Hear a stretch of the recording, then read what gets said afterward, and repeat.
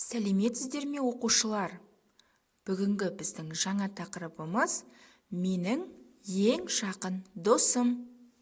Тема нашего урока – мой самый близкий друг. Сабағымызды бастамас бұрын жаңа сөздермен таныс боламыз. Для начала урока мы с вами познакомимся с новыми словами. Ең жақын, самый близкий. Күшік, щенок, мысық, кошка. Еще раз повторите новые слова и запомните. А теперь, ребята, прочитаем текст вместе. Первое задание, бірінші тапсырма, 68-ші бет.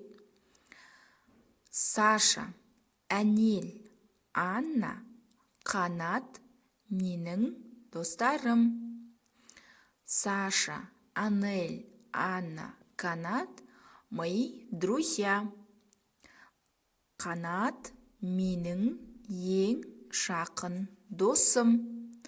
Канат – мой самый близкий друг. Ол мейірімді, он добрый. Үшінші тапсырма, 69-ші бетті ашамыз, балалар. Мәтінді оқимыз және аударамыз. Менің күшігім, мысығым бар. У меня есть кошка и щенок. Күшігімнің аты Ақтөс. Щенка зовут Ақтөс. Ол ақылды, он умный. Мысығымның аты Марғау. Кошку зовут Маргау. Олар менің кішкентай достарым. Они мои маленькие друзья.